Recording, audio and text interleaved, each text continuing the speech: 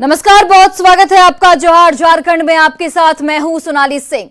रामगढ़ विधायक ममता देवी की सजा पर आज हजारीबाग की एमपी एमएलए स्पेशल कोर्ट फैसला सुनाने वाली है। गोला गोलीकांड में कांग्रेस विधायक ममता देवी समेत 13 आरोपियों को दोषी करार दिया गया था। कोर्ट के आदेश पर ममता देवी समेत तमाम आरोपियों को न्यायिक हिरासत में ले लिया गया, जिसके बाद अदालत आज सजा का ऐलान करेगी। अदालत से अगर 3 साल से ज्यादा सजा मिलती है तो विधायक ममता देवी की विधानसभा सदस्यता खतरे में आ सकती है। साल 2016 में हुई इस घटना को लेकर एमपी एमएलए कोर्ट में पिछले कुछ समय से स्पीडी ट्रायल चल रहा था, जिस पर आज फैसले के बाद सजा का ऐलान किया जाएगा। मनी लॉन्ड्रिंग के आरोप में गिरफ्तार झारखंड की निलंबित आईएएस अधिकारी पूजा सिंघल की जमानत याचिका पर सुप्रीम कोर्ट में आज सुनवाई होगी।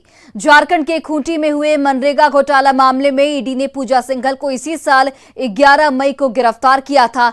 ईडी की कार्रवाई में इनके सहयोगी सीए सुमन कुमार के यहां से करीब 19 करोड़ रुपए भी बरामद किए गए थे। झारखंड हाईकोर्ट ने पूजा सिंघल को जमानत देने से इनकार करते हुए याचिका खारिज कर दी थी। हाईकोर्ट ने अपने आदेश में कहा था कि भ्रष्टाचार में लिप्त एक आईएएस अधिकारी को जमानत देने का कोई आधार नहीं बनता है, इसलिए पूजा सिंघल की जमानत याचिका खारिज की जाती है। अब पूजा सिंघल ने झारखंड हाईकोर्ट के फैसले को सुप्रीम कोर्ट में चुनौती दी है, जिस पर आज अहम फैसला आने वाला है। साहिबगंज बरहरवा टोल विवाद मामले में ईडी आज डीएसपी प्रमोद मिश्रा से पूछताछ करेगी। इसे लेकर डीएसपी प्रमोद मिश्रा को ईडी की ओर से हाजिर होने का समन भेजा गया है। पूरा मामला साहिबगंज के बरहरवा टोल विवाद से जुड़ा हुआ है, जिसमें प्राथमिकी दर्ज होने के बाद मंत्री आलमगीर आलम और कारोबारी पंकज मिश्रा को 24 घंटे के अंदर क्लीन चिट दे दी गई थी। इस पर अधिक जानकारी दे रहे हैं न्यूज 18 से संवाददाता संजय कुमार सिन्हा। साहिबगंज टोल विवाद मामले में आज डीएसपी प्रमोद मिश्रा से ईडी पूछताछ करेगी। इसको लेकर बाकायदा ईडी ने प्रमोद मिश्रा को सम्मन भेजा है और 12 दिसंबर को हाजिर होने का निर्देश दिया है। पूरा मामला साहिबगंज के बरहरवा टोल विवाद मामले का है, जिसमें 24 घंटे के अंदर इसमें मंत्री आलमगीर आलम और पंकज मिश्रा को, जो कारोबारी हैं, उनको क्लीन चिट दे दी गई थी। इस मामले में ईडी ने जो आईओ हैं इस केस के, सरफुद्दीन खान, उनसे भी पूछताछ की थी और सरफुद्दीन खान ने अपनी पूछताछ में बताया था कि किस तरह 24 घंटे के अंदर मंत्री आलमगीर आलम और कारोबारी पंकज मिश्रा को क्लीन चिट दे दी गई थी। लेकिन आज इस पूरे मामले में जब ईडी पूछताछ करेगी डीएसपी प्रमोद मिश्रा से, तो सारी चीज़ें खुलकर सामने आएगी। अब देख रहे हैं कि इसी ईडी कार्यालय में आज से जो डीएसपी है प्रमोद मिश्रा पहुंचेंगे और उनसे तमाम सवाल रखे जाएंगे कि आखिर वो क्या वजह थी जब पर आपको मंत्री आलमगीर आलम और कारोबारी पंकज मिश्रा को क्लीन चिट देने की ज़रूरत पड़ी। और आपको बता दें कि झारखंड हाईकोर्ट ने पिछली सुनवाई में बाकायदा इस बात को लेकर गंभीर टिप्पणी की थी और एक अंतरिम आदेश में यह कहा था कि यह बहुत ही चिंता का विषय है कि संवैधानिक पद पर बैठा कोई व्यक्ति अगर किसी को फ़ोन पर धमकी देता है। इस मामले में जो आपको प्रार्थी हैं शंभू नंदन कुमार, उन्होंने इस पूरे मामले की सीबीआई जांच की मांग की है। संजय कुमार सिन्हा, न्यूज़ 18, रांची। और साहिबगंज डीएसपी प्रमोद मिश्रा की ईडी में आज हाजिर होने पर बीजेपी ने अपनी प्रतिक्रिया दी है। बीजेपी प्रवक्ता प्रतुल शाहदेव ने कहा कि साहिबगंज पुलिस ने बरहरवा टोल विवाद में क्लीन चिट देने के मामले में स्कॉटलैंड यार्ड पुलिस को भी पीछे छोड़ दिया है। उन्होंने ये भी कहा कि डीएसपी प्रमोद मिश्रा इससे पहले भी रूपा तिर्की मामले में अपने बयानों की वजह से चर्चा में आ चुके हैं। झारखंड पुलिस ने जिस तरीके से पंकज मिश्रा और मंत्री आलमगीर आलम को जिस तेजी से क्लीन चिट दिया, पूरा इन्वेस्टिगेशन 24 घंटे में खत्म कर दिया और सुपरविजन भी खत्म कर दिया, ये तो भाई लगता है इन्हें कि इन्होंने लंदन की फेमस स्कॉटलैंड यार्ड पुलिस को पीछे छोड़ दिया हो। तो जाहिर तौर पर इन्होंने जो इन्वेस्टिगेशन और जो सुपरविजन किया वो संदेह के दायरे में आता है। और बड़ी खबर धनबाद से, जहां पर ट्रक और हाईवा की जोरदार टक्कर हो गई है। गोविंदपुर मुख्य मार्ग पर आमघटा के बैंक ऑफ इंडिया के पास यह हादसा हुआ। इसमें 2 लोगों की मौत की खबर सामने आई है, जबकि 2 लोग गंभीर रूप से जख्मी बताए जा रहे हैं। घायलों को स्थानीय लोगों की मदद से पुलिस ने इलाज के लिए SNMMCH भेजा है। बताया ये जा रहा है कि धनबाद से गोविंदपुर की तरफ जा रहे हाईवा की गलत दिशा से आ रहे ट्रक से टक्कर हो गई। टक्कर इतनी जोरदार थी कि ट्रक और हाईवा के केबिन के परखच्चे उड़ गए। वहीं हादसे के बाद हाईवा का ड्राइवर केबिन में ही फंस गया, जिसे कड़ी मशक्कत के बाद बाहर निकाला जा सका। तस्वीरें आप देखिए, केबिन में हाईवा का ड्राइवर फंस गया, हालांकि उसकी जान बचा ली गई। ट्रक और हाईवा में यहां पर जोरदार टक्कर देखने को मिली, जिसमें 2 लोगों की दर्दनाक मौत हो गई। वहीं 2 लोग इस वक्त अस्पताल में भर्ती हैं। खबर बोकारो से, जहां सीआईएसएफ टीम के साथ स्थानीय लोगों की झड़प हुई है, जिसमें 4 महिलाएं जख्मी बताई जा रही हैं। बेरमो-कारो बस्ती की ये पूरी घटना, जहां पर सीसीएल प्रबंधन की ओर से एच पैच खोलने की जमीन पर डोजरिंग कराने से बवाल हुआ। लाठी डंडे से लैस कारो बस्ती के लोगों ने विरोध जताते हुए काम बंद करा दिया है और ब्लास्टिंग किए जाने पर नाराजगी भी जाहिर की है। लोगों की मांग थी कि जब तक अधिग्रहित जमीन के एवज में रैयतों को मुआवजे के साथ पुनर्वास नहीं होता है, तब तक माइंस का विस्तार नहीं होगा। लोगों के विरोध के बाद सीसीएल के अधिकारी मौके से लौट गए हैं।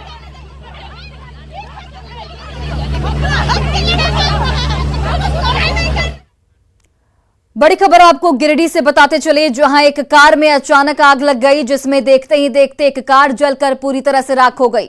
बिरनी प्रखंड के भरकट्टा के गारागुरु के पास की ये पूरी घटना। गाड़ी में आग पकड़ते ही ड्राइवर वाहन छोड़कर फरार हो गया। ऐसे में पता नहीं चल पाया है कि गाड़ी का मालिक आखिर कौन है। जलती गाड़ी के पास जाने की किसी ने हिम्मत नहीं की और पूरी गाड़ी जलकर राख हो गई। तस्वीरें देखिए आप, बिरनी प्रखंड के गारागुरु की यह घटना, जहां पर चलती कार में अचानक आग लग जाती है। हालांकि अभी तक ये पता नहीं चल पाया है कि ये कार किसकी है। बड़ी खबर धनबाद से, जहां पर कोयला कारोबारी की करीबी की हत्या की खबर सामने आई है। अपराधियों ने बबलू को देर रात गोली मारी है। बैंक मोड़ के नया बाजार की पूरी घटना। कोयला कारोबारी प्रतीक का बबलू करीबी बताया जा रहा है। कुछ दिन पहले आवास पर फायरिंग भी की गई थी। प्रिंस खान के गुर्गों ने यहां पर धमकी दी थी और पुलिस फिलहाल इस पूरे मामले की छानबीन में जुट गई है। तो कोयला कारोबारी के करीबी की हत्या की जानकारी निकलकर सामने आ रही है। अपराधियों ने बबलू को देर रात गोली मारी। बैंक मोड़ के नया बाजार की पूरी घटना। कोयला कारोबारी प्रतीक का बबलू जो है वो करीबी बताया जा रहा है। कुछ दिन पहले ही बबलू के आवास पर फायरिंग भी हुई थी और प्रिंस खान के गुर्गों ने उसे धमकी भी दी थी। गोड्डा में चल रहे अवैध कोयला खदान को प्रशासन की टीम ने ध्वस्त कर दिया है। सुंदर पहाड़ी थाना क्षेत्र के धोनीगोड़ा के जंगलों में यह अवैध कोयला खदान चल रहा था। यहां से कोयले की चोरी किए जाने और खनन कर उसे बेचने की पुलिस को जानकारी मिली थी। सूचना मिलने के बाद खनन पदाधिकारी, वन विभाग और पुलिस प्रशासन ने कार्रवाई करते हुए खदान के सुरंग को ध्वस्त कर दिया है। साहिबगंज में 35 लाख रुपए की अवैध लॉटरी के साथ लॉटरी माफिया को गिरफ्तार किया गया है। राजमहल थाना क्षेत्र के कसवा गांव में ये छापेमारी की गई। एसडीपीओ ने बताया कि थाना प्रभारी को सूचना मिली थी कि आरोपी फेकन मंडल अवैध लॉटरी के नेटवर्क को संचालित करता है और अपने एजेंट के जरिए राजमहल शहर और तलझारी में लॉटरी टिकट बिकवाता है। सूचना मिलने के बाद गठित टीम ने कार्रवाई की, जिसमें फेकन मंडल को 35 लाख रुपए के अवैध लॉटरी टिकट के साथ गिरफ्तार किया गया। पुलिस की कार्रवाई से अवैध लॉटरी टिकट बेचने वाले माफियाओं में हड़कंप है। एक छापेमारी दल का गठन किया गया और जाकर इस घटना का सत्यापन किया गया तो फेकन मंडल, ग्राम कसबा, थाना राजमहल को 35 लाख रुपए की अवैध लॉटरी टिकट के साथ गिरफ्तार किया गया। इस लॉटरी के टिकट के संबंध में पूछने पर उनके द्वारा बताया गया कि हम इस तरह के अपना एजेंट रख करके भिजवाते हैं और यहाँ के गरीब लोगों को ठगते हैं, कुछ छोटा मोटा रिवार्ड के रूप में निकाल देते हैं, लेकिन मुख्य रूप से इस तरह का धंधा आम जनता को ठगने का काम किया जाता है। रामगढ़ में पतरातू प्रखंड के कई किसान औने पौने दाम पर अपना धान बेचने को मजबूर हो रहे हैं। पैक्स में धान बेचने के बाद उन्हें पैसे काफी समय बाद मिलते हैं, जबकि बिचौलियों को धान बेचने पर 15 रुपए प्रति किलो की दर से तत्काल पैसा मिल जाता है। इससे उनकी घरेलू जरूरतें पूरी हो पाती हैं। वहीं कम बारिश और सूखे की वजह से भी इस बार धान की फसल कम हुई है और कम पैदावार के बाद भी किसान कम कीमत पर धान बेचने को मजबूर दिख रहे हैं।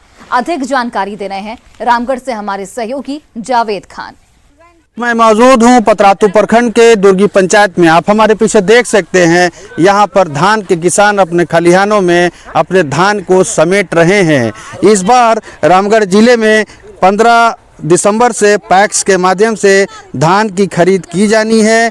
इसके लिए तैयारी कर ली गई है, लेकिन धान के किसान यहाँ पर लोकल व्यापारियों को अपना धान बेचने के लिए बाध्य हो रहे हैं।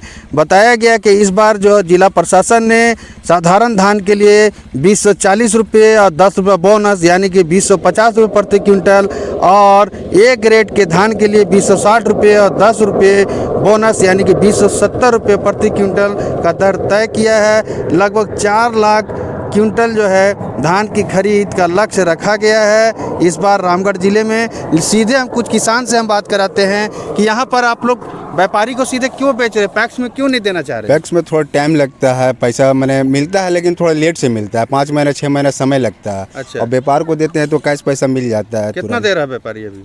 15 रुपया भी ले रहा है। 15 रुपये किलो। तो और धान इस बार आपको कितना हुआ है? धान पिछले बार अगले बार से इस बार थोड़ा धान कम हुआ है। पिछले बार कितना हुआ था? पिछले बार हुआ था 10 क्विंटल, अभी इस बार हुआ है 6-7 क्विंटल हुआ है। 7 क्विंटल। कारण क्या?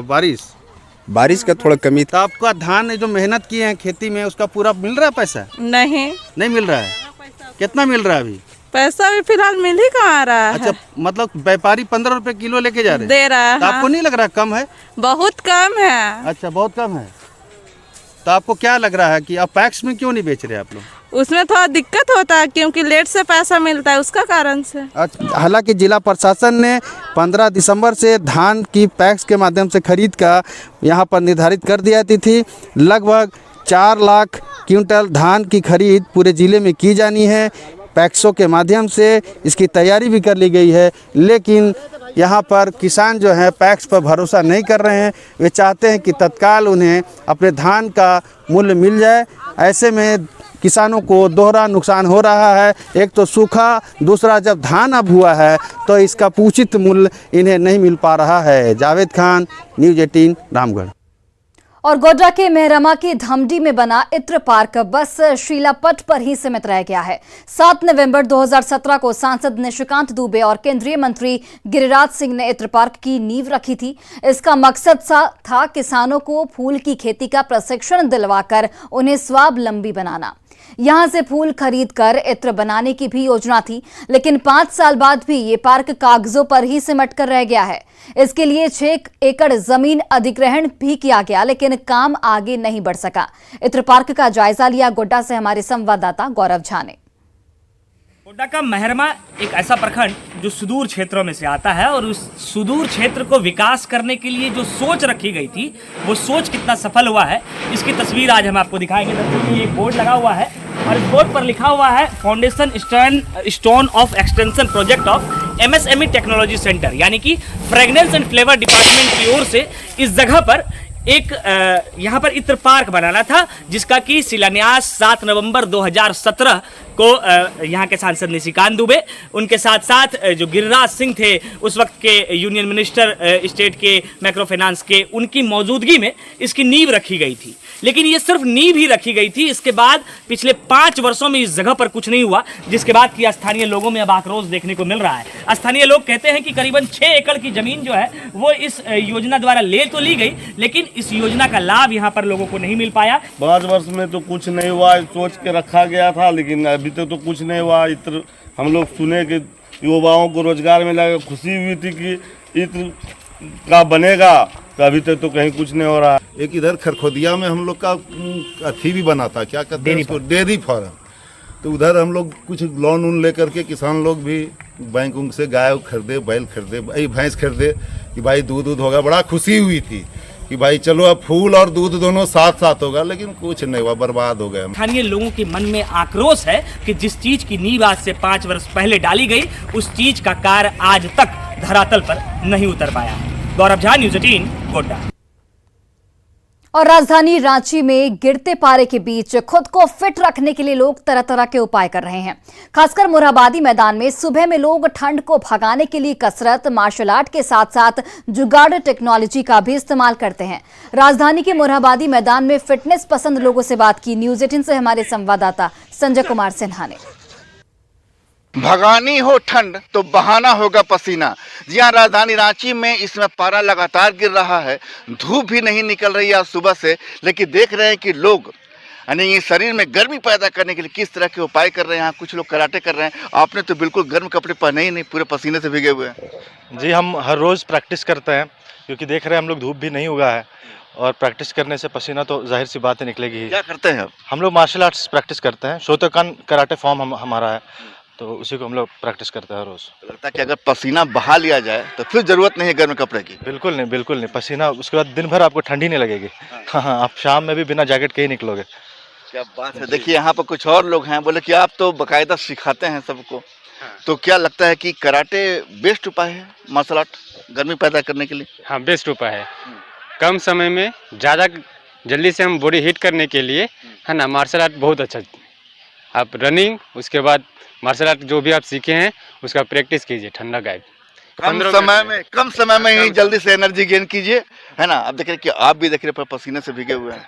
नहीं तो हम लोग फर्स्ट में आते हैं, सर बोलते हैं हम लोग एक राउंड मारना पड़ता है, फिर आके हम लोग यहाँ 10-15 मिनट एक्सरसाइज करते हैं, जो बेसिक एक्सरसाइज हो गया, फिर हम लोग ये अपना जो प्रैक्टिस है वो करते हैं, है ना। हाँ, तो देख रहे हैं कि एक तरह की एक्सरसाइज जो है ये भी है। हाथ में किस तरीके से क्या कर रहे हैं आप सर? एक्सरसाइज कर रहे हैं, चूँकि ठंड को भगाना है तो पत्थर उठाना होगा, पत्थर उठाना हो और कम से कम अपने शरीर के लिए भी 1 घंटा सुबह समय देना होगा। और इस ठंडे में आप जब व्यायाम करेंगे, आप मॉर्निंग वॉक करेंगे, तो आपको शरीर में स्वतः गर्मी आ जाएगी और दिन भर एनर्जी बना रहेगा शरीर में। जी, देख रहे हैं कि कुछ नहीं है, जुगाड़ अगर आपके पास है तो जुगाड़ भी है, बताती है कि शरीर कैसे स्वस्थ रहे। और आप देख रहे हैं कि जुगाड़ तंत्र के जरिए शरीर में गर्मी पैदा करने की कोशिश हो रही है। भाई आप तो एकदम रिवर्स रनिंग करते हैं। जी सर, एक्चुअली इंग्लिश में एक बहुत ही अच्छा प्रोवर्ब है, हेल्थ इज़ वेल्थ। सुबह में अगर आप 2 घंटे अपने आप पे समय नहीं देते हैं तो फिर आप बहुत लॉस में बॉस। 2 घंटे अपने आप पे समय दीजिए, जो करना है कीजिए, दौड़िए, भागिए, रिवर्स वॉकिंग कीजिए, कराटे कीजिए, ईंटा उठाकर एक्सरसाइज कीजिए, लेकिन अपने आप को फिट रहिए, क्योंकि जो फिट है वही हिट है। क्या बात है, जो फिट है वही हिट है। और जिस तरीके से पारा गिर रहा है, लोग खुद को गर्म रखने के लिए किस तरह के उपाय कर रहे हैं, तमाम चीज़ों को आप राजधानी रांची के मोरहाबादी मैदान में देख रहे हैं। मतलब साफ है कि अगर आप खुद को फिट नहीं रखते हैं बॉस, तो आप लॉस में हैं बॉस। संजय कुमार सिन्हा, न्यूज़ 18 रांची। खतियानी जोहर यात्रा को लेकर राज्य के मुख्यमंत्री हेमंत सोरेन आज गुमला में रहेंगे। डीसी के नेतृत्व में अधिकारियों की टीम खतियानी यात्रा की तैयारी में जुटी है। वहीं जेएमएम कार्यकर्ताओं में भी उत्साह साफ तौर पर देखा जा रहा है। सीएम हेमंत सोरेन हेलीकॉप्टर से हवाई अड्डा पहुंचेंगे। उनके साथ ग्रामीण विकास विभाग के मंत्री आलमगीर आलम और कृषि मंत्री बादल पत्रलेख के आने की संभावना है। पुग्गो स्थित हवाई अड्डा मैदान में सभा को संबोधित करने के बाद सीएम सड़क मार्ग से बाइक रैली के माध्यम से सर्किट हाउस जाएंगे, जहां वे अधिकारियों के साथ बैठक करेंगे।